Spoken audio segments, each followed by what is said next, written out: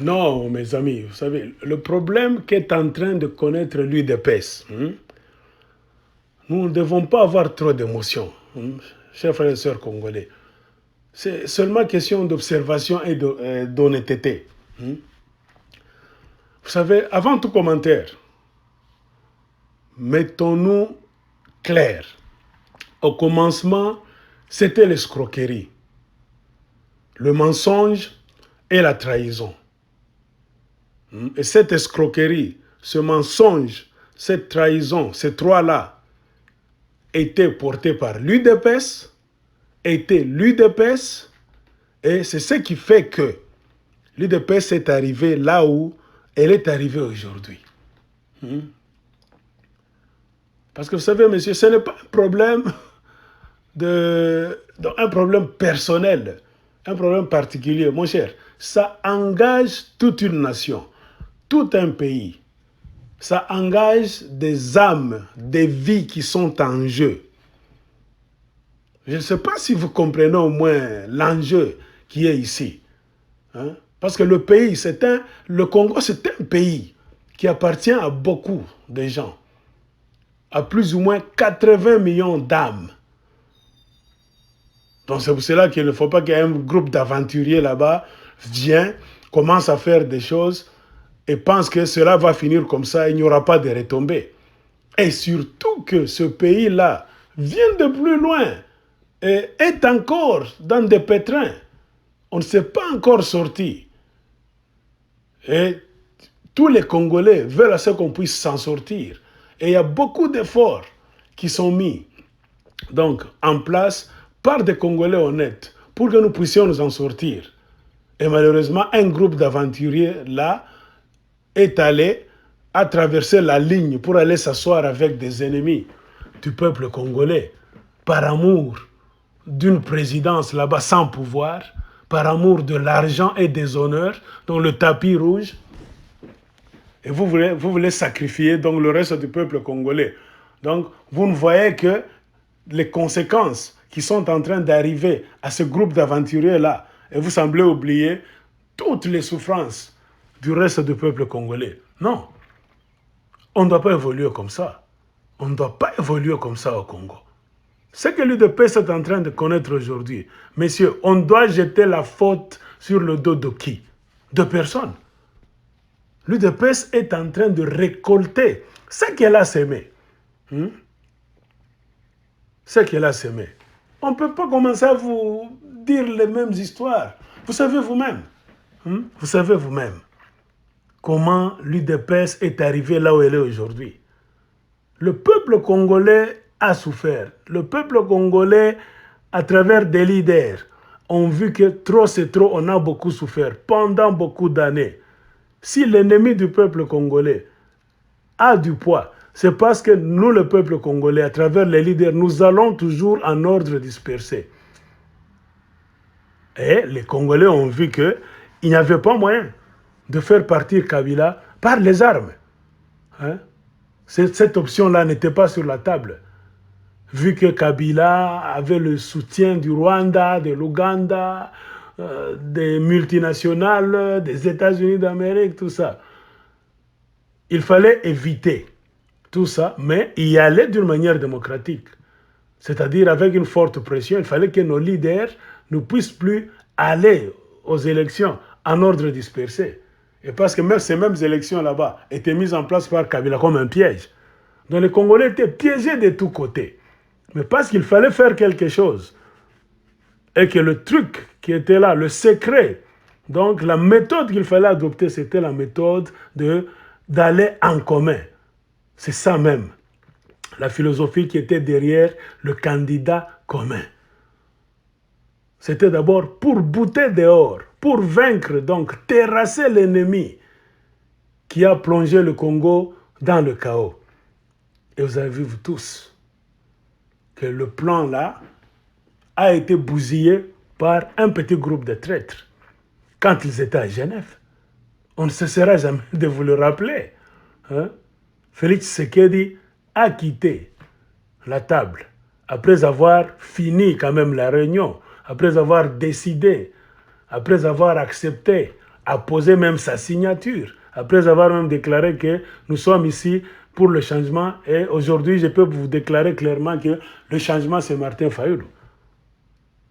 Personne n'a poussé Félix Tshisekedi à faire cette déclaration. Et après tout ce qui s'était passé là-bas, messieurs, mes chers frères et congolais, ce n'est pas l'affaire de tous les Congolais, des discussions là. Hein? Aucun Congolais n'est entré là-bas pour influencer Tshisekedi et Vital Kamerhe afin de quitter la table, non. C'est-à-dire, c'est toujours dans leur groupement politique là. Et comme nous le savons, Vital Kamerhe a toujours été le pion de Joseph Kabila.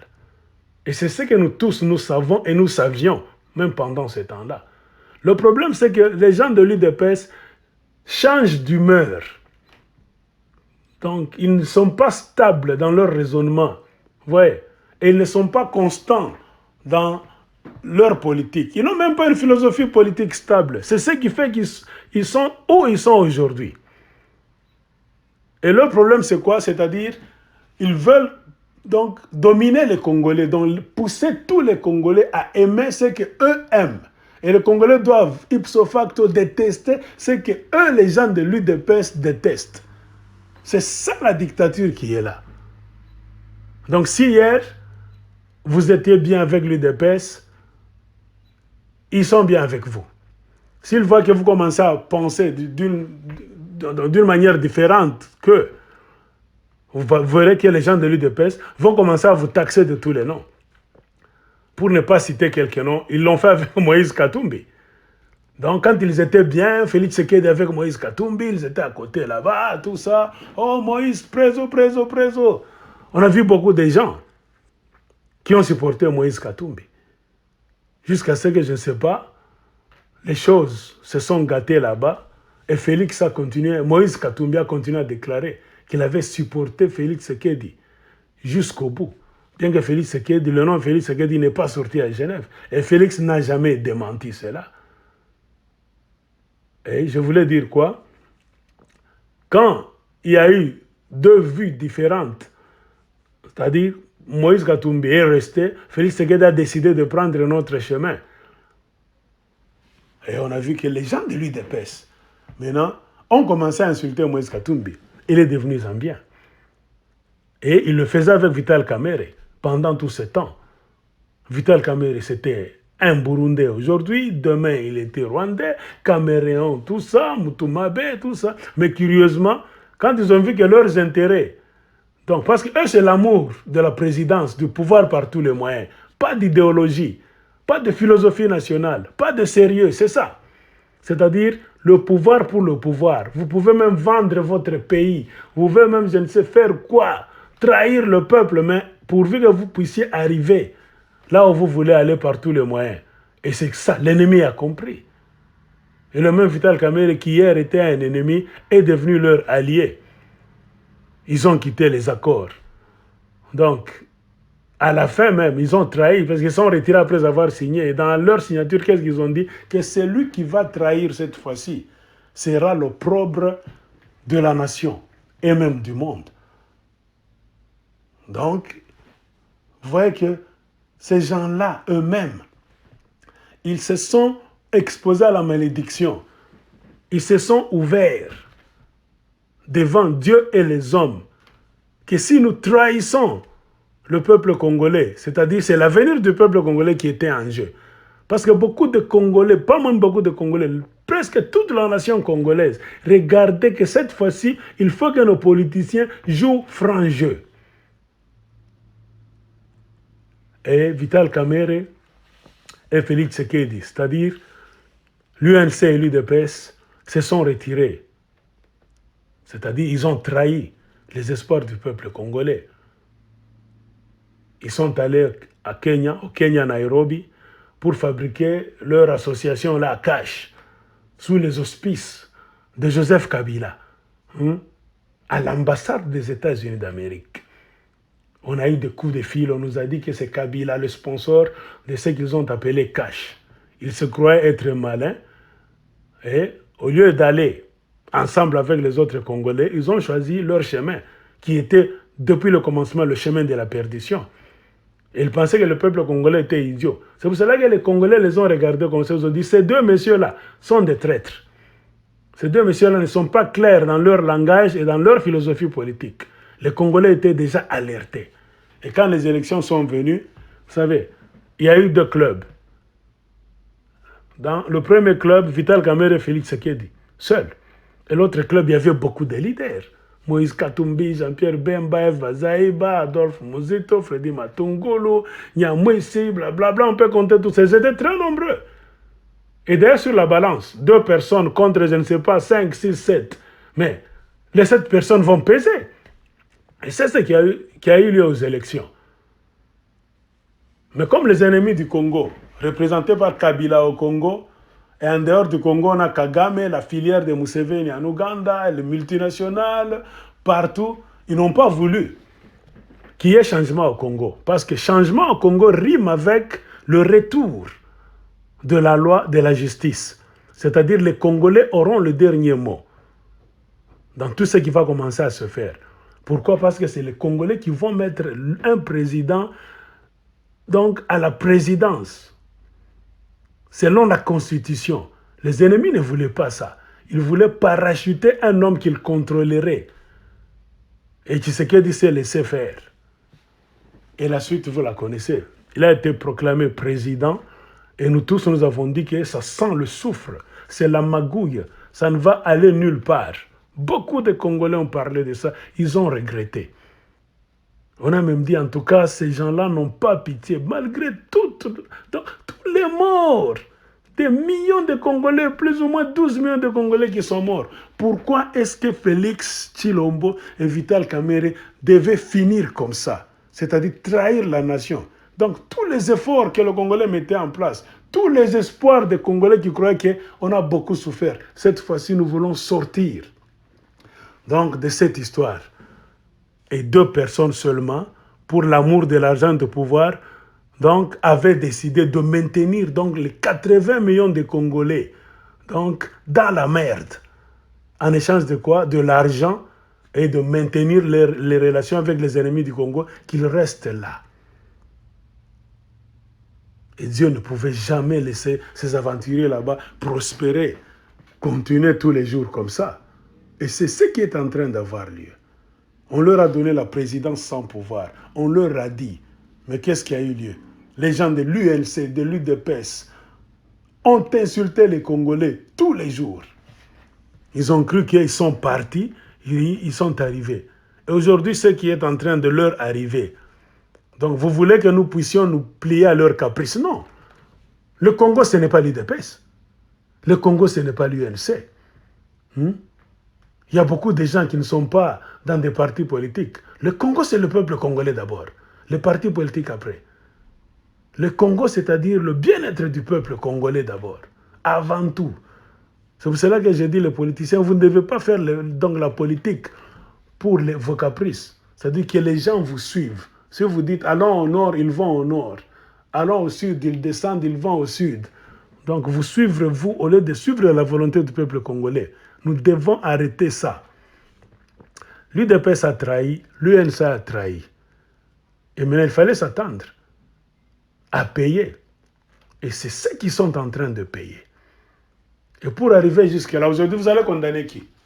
Puisque Félix Tshisekedi lui-même, le jour de l'inauguration là-bas, vous avez vu les incantations qu'il a faites là-bas. Tout était clair. Que ce monsieur avait déjà trempé dans la magie noire, dans la sorcellerie. Quand il disait là-bas, je sers l'oreille tariture, merci, merci, mertiras, merci, merci, merci. C'était des communications déjà sataniques. Vous avez vu comment il a été bombardé là-bas. Il a perdu connaissance, fatigué, tout ça. Dieu a montré clairement au peuple congolais que regardez, ce traître, c'était déjà le commencement.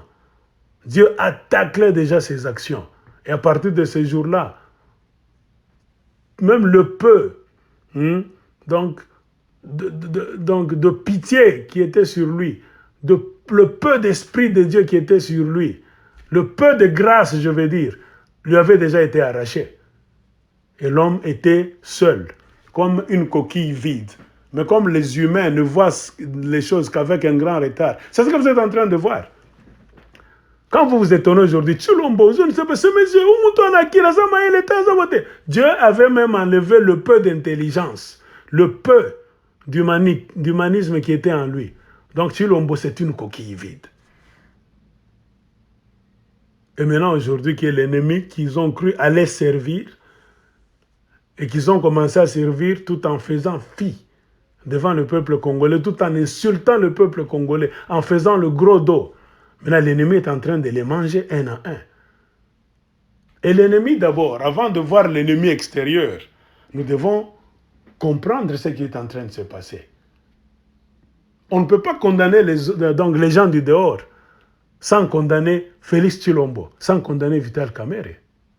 Parce que si Vital Kamerhe et Félix Tshilombo avaient fermé donc leurs portes, l'ennemi n'allait pas entrer. C'est eux qui ont ouvert leurs portes. C'est-à-dire ils sont dans cette alliance. Et même les alliances qui sont allées faire, chers frères et sœurs congolais, il ne faut pas les prendre seulement pour des alliances là-bas plates, alliances politiques, non. Ce sont même des alliances obscures, spirituelles, sataniques, politiques et sataniques à la fois. C'est pour cela qu'ils sont allés le faire dans le noir. Or, Dieu dit, tout ce qui se fait dans le noir, ça va sortir au grand jour un jour. Et c'est ce qui est en train de sortir. Même si on ne comprend pas, on ne sait pas ce que Félix a fait comme incantation, cérémonie. On ne sait pas quel document il a signé, on lui a fait signer là-bas par ses alliés de l'ombre, les satanistes. Dieu est en train de faire sortir. Félix Tshisekedi est allé vendre le Congo et les Congolais pour son plaisir. Donc son succès, tapis rouge. Et toutes les âmes qui sont en train de tomber. Pourquoi? Ce sont des sacrifices. Tshilombo est membre de cette histoire. Tshilombo sait ce qui est en train de se passer à la présidence. La preuve, c'est que, est-ce que vous l'avez déjà entendu parler de cette histoire?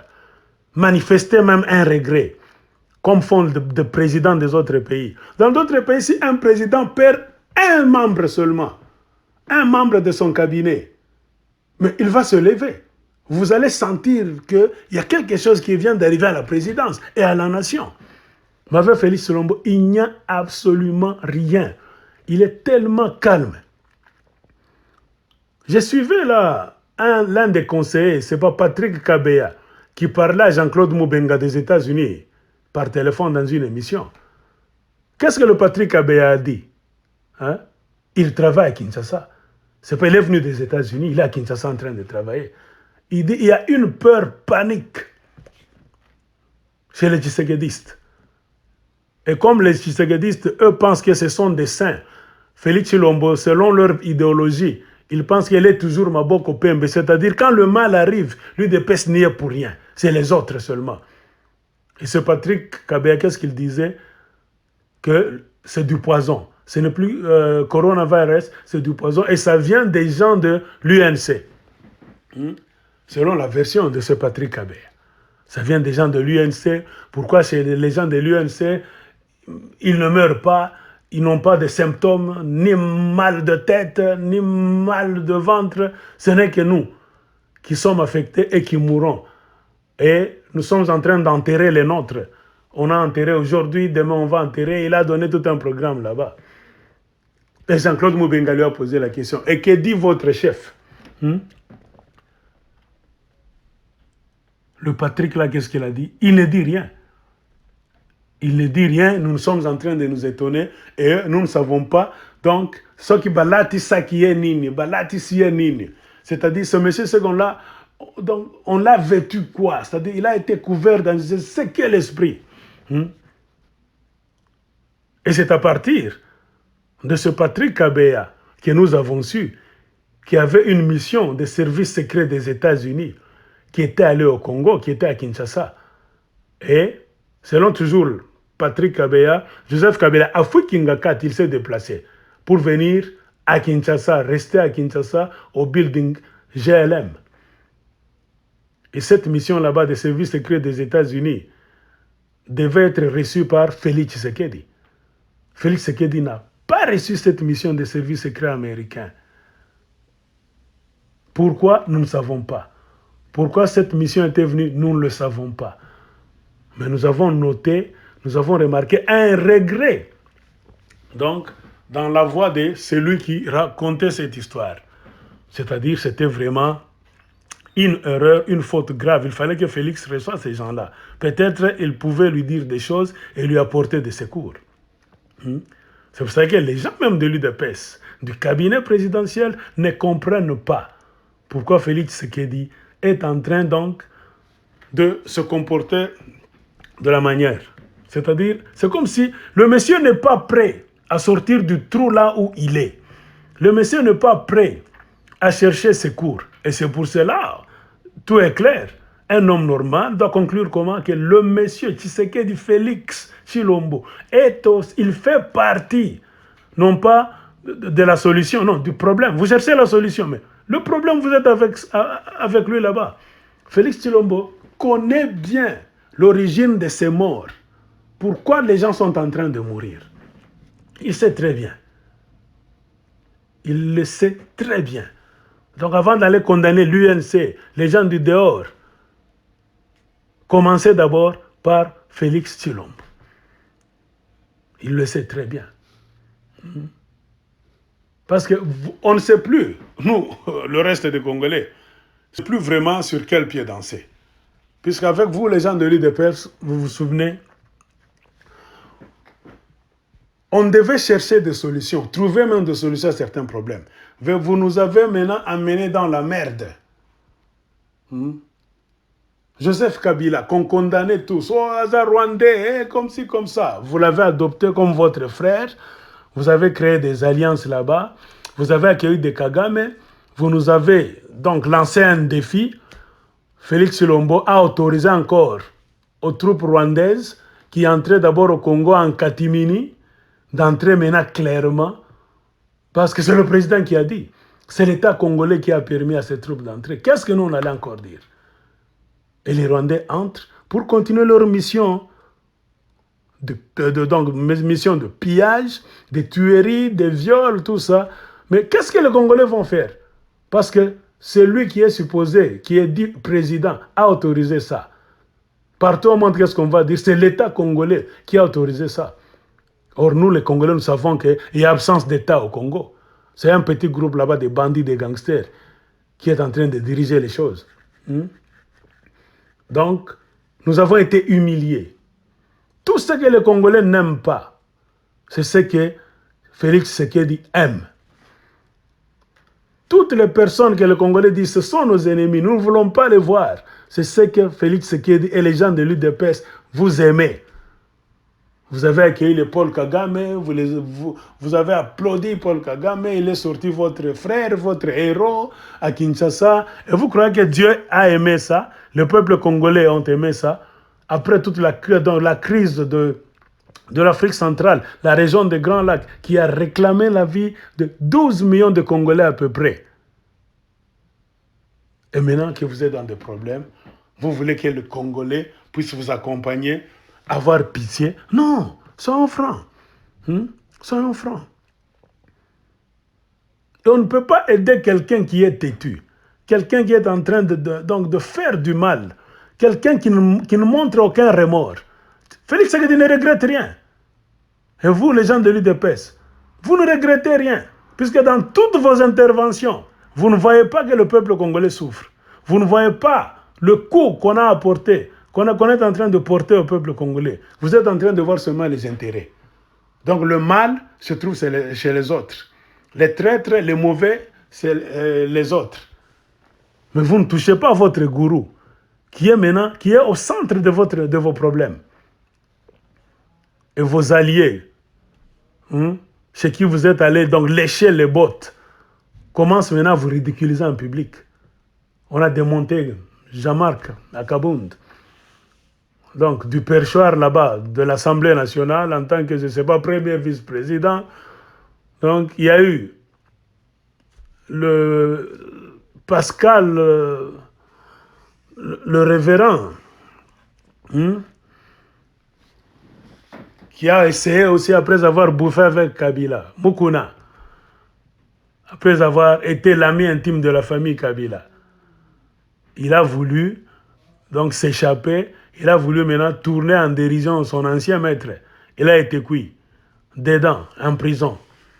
Alors les choses commencent à vous compliquer davantage.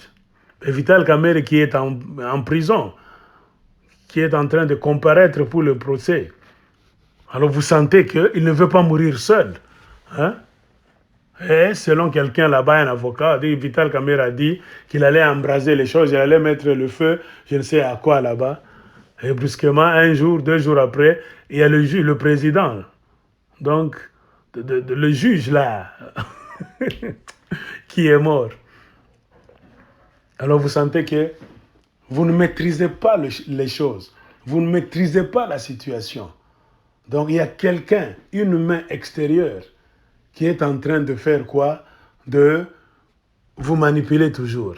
Et ce qui est grave, l'homme sur qui vous tous vous regardez comme étant un protecteur, puisque quand on se dit président d'un pays, président de la République, on est le commandant in chief, le commandant en chef de l'armée, on est le premier protecteur sur la terre, physiquement parlant. Le président de la République, c'est le premier protecteur, hein, chez qui tous les regards doivent tourner quand un pays est dans des problèmes.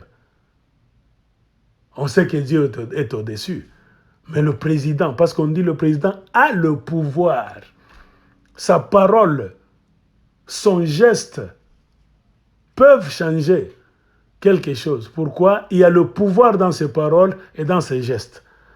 Mais avec Félix Tshilombo, vous voyez vous tous, il ne dit d'abord rien. C'est-à-dire qu'il n'a pas de parole, il n'a pas de pouvoir. Il ne fait rien. C'est-à-dire de lui-même comme ça. C'est comme une momie, un mort. Et maintenant, il y a l'imbroglio partout sur le territoire du Congo. Les gens de l'UDPS marchent là-bas. Le pays est en insécurité grave. Il y a le vol maintenant partout dans toutes les grandes villes du Congo. On a des situés Kabunda, en Boujima et là-bas, il y a eu des marches, on a tabassé les gens ont détruit beaucoup de choses. Alors, vous condamnez qui? Oh, Jean-Marc Kabunda, on doit le retourner. Ceux qui Félix Akoufi, mais vous ne raisonnez pas. Félix lui-même est entré dans ces histoires là-bas, dans des alliances sataniques, lui-même. Hein? Tu ne peux pas aller chez Satan, manger, sans t'attendre à ce que Satan en retour va te demander. Il doit te donner la facture à payer.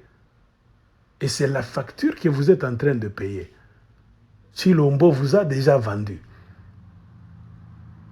À combien? Et pour quel pouvoir? Une présidence sans pouvoir. C'est ça. Donc, chers frères et sœurs congolais, nous devons raisonner et cesser le fanatisme.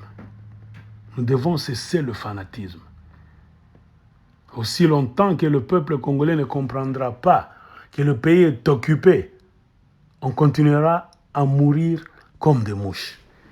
Et que ceci soit une leçon. Et je pense que maintenant les autres politiciens doivent ouvrir les yeux grands et voir clairement que le pays est occupé. On ne peut même pas s'asseoir, hein, chers politiciens congolais, Moïse Katumbi, Jean-Pierre Bemba, F. Bazaïba et les autres là-bas, faire un projet. Hein, vous vous asseyez là-bas, vous dites qu'en 2023, je serai candidat, je ferai ceci. Donc c'est par manque de sagesse, manque de vision. On a essayé. La plus grande chance qu'on avait, bien qu'on savait que le pays était occupé, c'était de mobiliser les masses populaires pour faire candidat bloc, donc autour d'un candidat commun. Et aujourd'hui, regardez, nous sommes tellement divisés à cause de l'idiotie de l'UDPS et de l'UNC.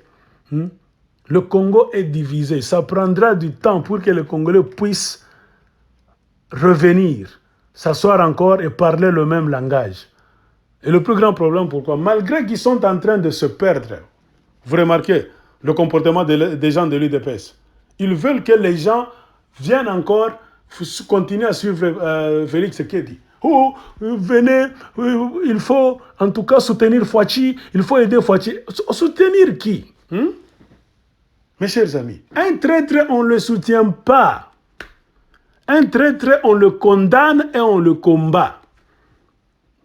On lui montre le chemin.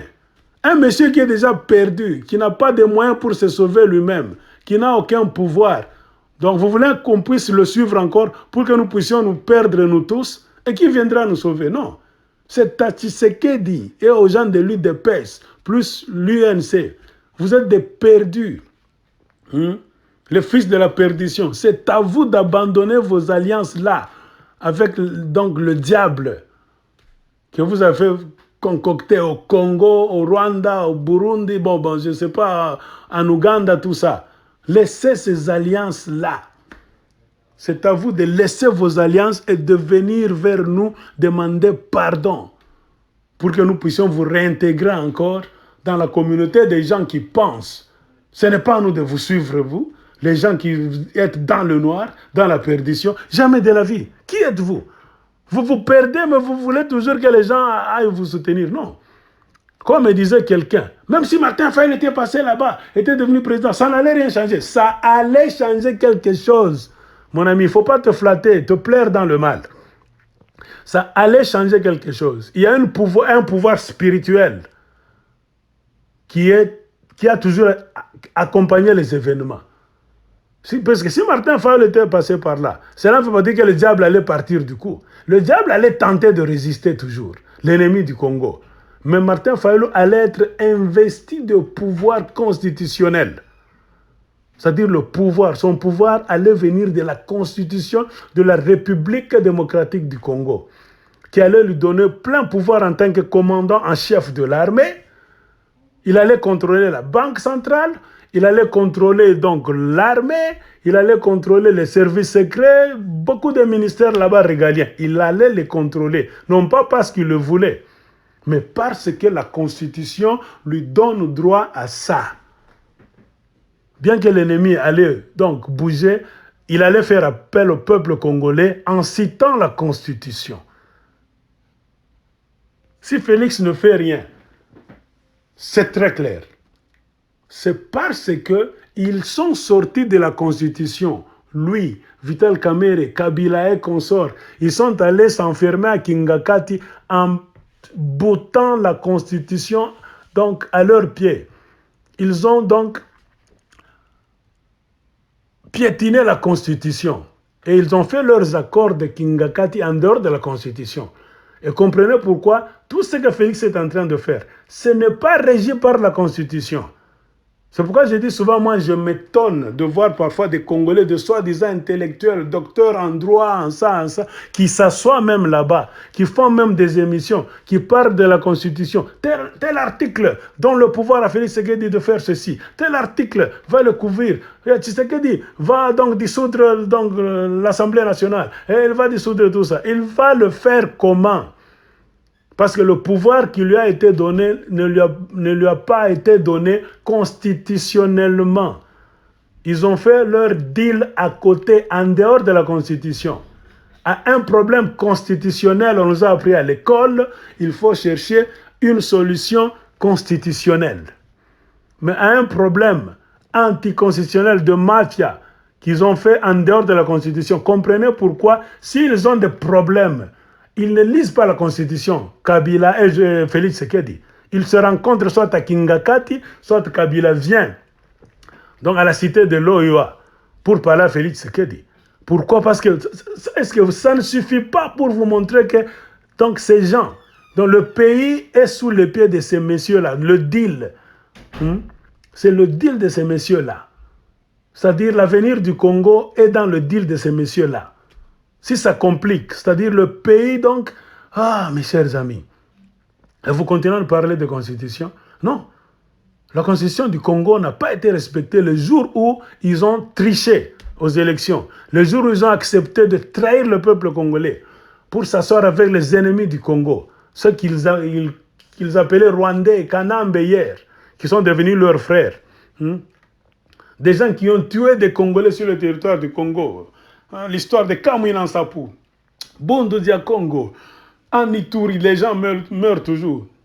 Beni, il y a beaucoup d'endroits, les fosses communes de Maluku, il y a beaucoup de combattants qui sont morts. Rossi Chimanga, on va vous compter beaucoup de gens. Tous ces gens-là, toutes ces têtes, sont partis. Pourquoi? Parce que le peuple congolais avait soif de la vérité. Et vous avez réduit donc tout l'avenir du peuple congolais dans les caprices de 2 personnes là-bas. Et vous continuez à parler de la Constitution? Non. Comprenez pourquoi? Quand vous dites, Félix, l'article tel de la Constitution donne c'est ça, Félix Tshisekedi. C'est par ignorance et par fanatisme. Quelque chose qu'ils ont commencé en dehors de la Constitution, leur solution, ils le font, ils se rencontrent. En dehors de la Constitution pour trouver une solution. C'est pour vous dire que même si les Congolais étudient, parfois, je ne sais pas pourquoi ils vont à l'école. Alors comprenez que nous voulons retourner dans la Constitution. Et la meilleure façon de retourner dans la Constitution, c'est de nous unir autour d'un idéal. En tant que Congolais, je ne prêche pas ici que nous devons suivre tel ou tel politicien. Non. Au moment où nous sommes arrivés, à l'étape où nous sommes arrivés, il faut un mouvement révolutionnaire, une révolution populaire. Et c'est dans cette révolution-là que Dieu va pourvoir. Des leaders sortiront de là. Des gens qui vont prouver qu'ils sont dignes de diriger le Congo, de diriger le mouvement des Congolais. Dieu va pourvoir. On ne peut pas dire tel, comme nous sommes en train de le dire, tel. Tout ce monde-là, ces politiciens actuels, ont prouvé noir sur blanc qu'ils ont échoué. Pourquoi? Parce qu'ils sont en train d'utiliser toujours les mêmes formules. Après avoir échoué 2, 3, 4 fois, ils reviennent toujours avec les mêmes formules et ils comptent. Donc ils comptent donc trouver des solutions, trouver quelque chose de nouveau. Non. C'est pour cela que je vous dis, laissons ces politiciens tous. Les enfants de tel, tout ça, son père était tel, tout ça, ils reviennent. C'est de la sarabande, tout ça. C'est la foire. Il faut laisser ces gens-là. Seule la révolution populaire congolaise va sauver le Congo. Et c'est dans cette révolution que viendront des leaders. Dieu ne va pas abandonner les Congolais. Il va nous pourvoir. Les leaders viendront de cette révolution. Chaque révolution a toujours produit des leaders. Ils viendront de là. Et ce sont des leaders de ce genre que nous cherchons. Car ce sont des gens qui vont retrousser leurs manches, qui vont descendre sur le terrain, qui vont sentir l'odeur de la poussière, l'odeur de la boue, l'odeur du sang, l'odeur du combat. C'est le genre de leader dont le Congo a besoin aujourd'hui et même demain. Pas de parvenus là-bas, vous venez de je ne sais où mal préparés là-bas par intérêt. Vous allez chercher le pouvoir chez quelqu'un, vous comptez sauver un pays. Non, ça ne peut pas se faire. Ça ne peut pas se faire. Les ennemis du Congo ont pillé le Congo systématiquement. Et tout ce piège, tout ce blocage arrive pourquoi? C'est parce que les ennemis du Congo, en commençant au Congo, Kabila d'abord, pour ne pas le citer par son nom, il a tellement pillé des milliards de dollars américains. Il est impliqué dans beaucoup de crimes au Congo. Il est impliqué dans beaucoup de crimes économiques. Après crimes physiques, crimes économiques. C'est-à-dire son seul moyen, Kabila, là où il est avec la Kabylie, c'est-à-dire sa famille biologique, sa famille politique, le seul moyen de survie, la seule protection, c'est de rester au pouvoir. Parce qu'une fois en dehors du pouvoir, il le sait très bien. Kabila le sait et ces gens le savent très bien, qu'ils deviendront vulnérables et on va les arrêter facilement. Ils le savent. C'est pour cela qu'ils ne nous abandonneront jamais, après tout le mal qu'ils ont fait. Parce que le niveau où ils sont, ces gens-là, ils ont atteint ce qu'on appelle le point de non-retour. Ils ne vont jamais reculer. Ils savent qu'une fois qu'ils tentent de reculer même d'un pas, ils sont cuits. On va les arrêter. Alors la solution, c'est quoi? C'est de se tenir, de continuer avec le mal et de mourir dans leur mal. Ils ne changeront jamais. C'est pour cela qu'il n'y a que des idiots qui vont aller chez Kabila. Raïsi, Raïsi, Raïsi. Oh, allons chercher, signant des accords avec Kagame. Nous ne voulons pas, nous cherchons la paix entre le Rwanda et le Congo. Nous cherchons la paix entre l'Ouganda et le Congo. Adef Nalou, vous trompez. Il n'y aura jamais de paix. Car ces gens-là ne vivent que de la magouille. Ces gens-là ne sont puissants que parce qu'il y a le désordre, le chaos. Je ne sais pas si vous avez suivi le discours d'un général rwandais, Mubarak Muganga. Qu'est-ce qu'il disait? Il disait que le Rwanda est en train d'être construit. Donc, grâce au désordre du Congo. Et il a dit aux Rwandais qu'il faut prier que ce désordre ne finisse pas, cette guerre ne finit pas. Pourquoi? Le jour où la guerre va finir, lui, le général Muganga là-bas, il ira à la retraite. Le Rwanda va tomber. Donc sachez que le jour où le conflit entre le Congo et le Rwanda, les incursions sur le territoire congolais, les pillages des richesses du Congo, des massacres sur le territoire congolais vont finir. C'est-à-dire les Rwandais vont rester chez eux et les Congolais vont rester au Congo et on va donc consolider notre territoire, on va contrôler notre territoire convenablement. Sachez qu'il y aura déjà crise au Rwanda. Le régime de Kagame va tomber automatiquement et le régime de Museveni.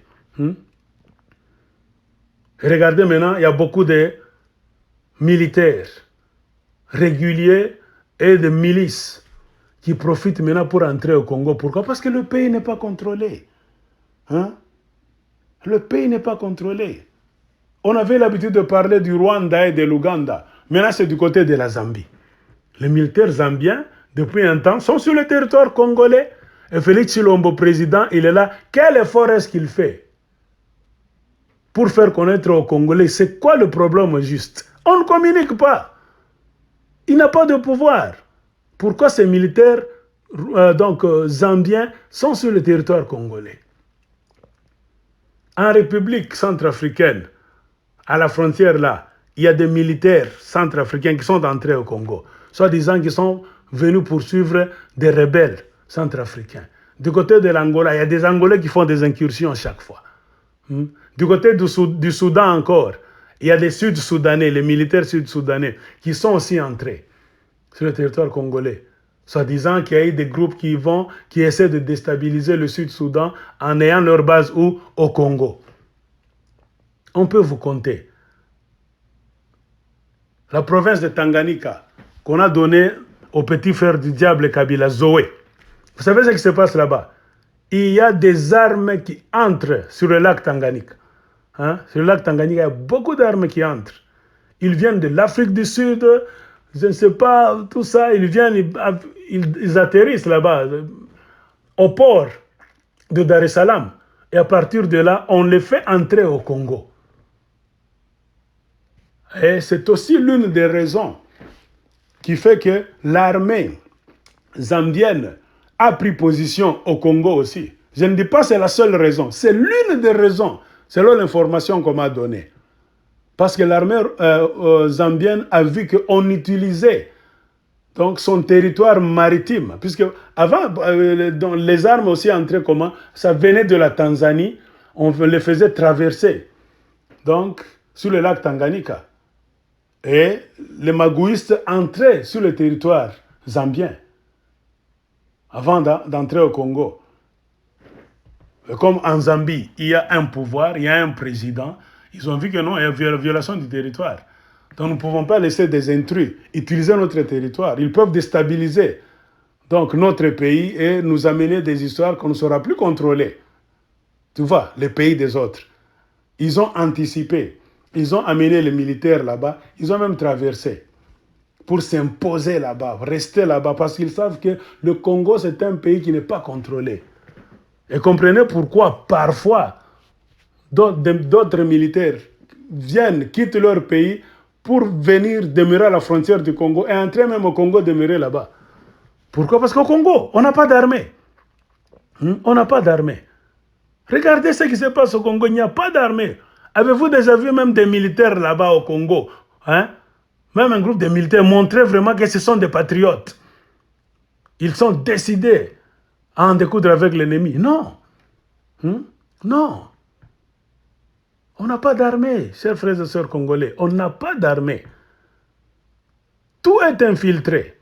Et je me demande même si on a encore des militaires au Congo. Dans d'autres pays, ceux qui font des coups d'État, par exemple, dans une situation pareille, dans d'autres pays, mais il y a des commandos. Si pas un général, un capitaine, un adjudant peut faire des coups d'État. On a vu ça en Guinée et dans beaucoup de pays là. C'est pourquoi je doute. Je me demande même si on a des militaires au Congo. Mais regardez, les scènes journalières, on voit des militaires qui trouvent seulement du plaisir à aller donc cambrioler, détruire les maisons de leurs frères. Donc défoncer les portes, les fenêtres et les murs pour entrer, voler, violer et tuer leurs frères et sœurs congolais. On voit des policiers en train de rançonner. Donc leur job maintenant, c'est rançonner les Congolais à longueur des journées. Quand vous souffrez, vous êtes homme en uniforme. Donc, c'est parce que vous n'avez pas d'État, vous n'avez pas donc... L'État ne fonctionne plus, c'est pour cela qu'on ne vous paye pas.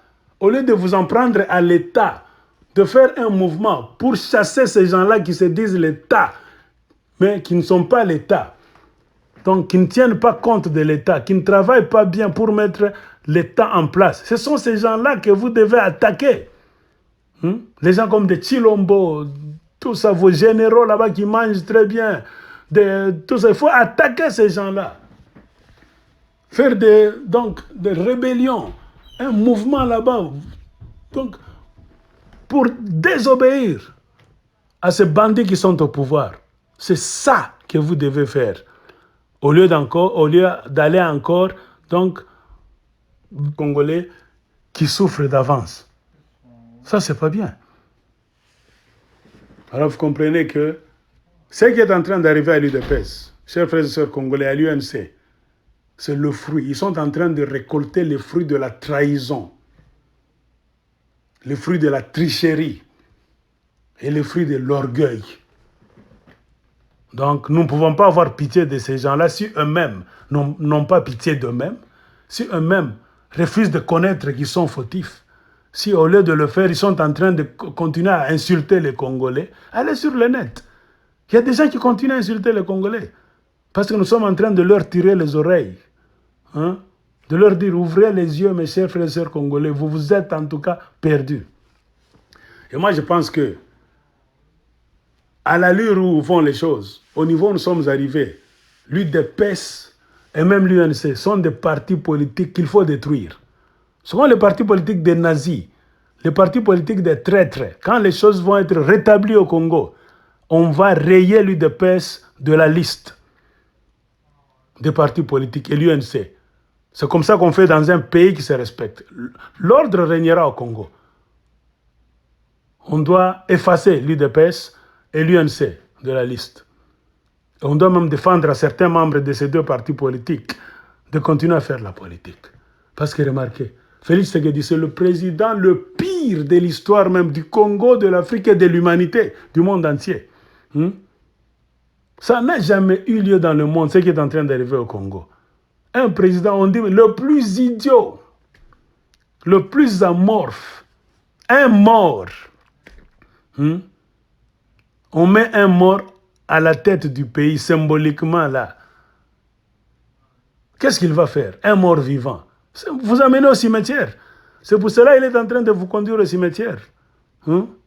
Parce que vous êtes des morts vivants, des zombies. Il est temps que vous puissiez revenir à la raison et nous rejoindre. Nous n'allons pas rejoindre les traîtres. Les gens qui ont échoué, non. C'est aux traîtres d'échanger, à ceux qui ont échoué, de revenir à la raison et de rejoindre les autres personnes qui ont encore leur tête en bonne et pleine forme. C'est ça.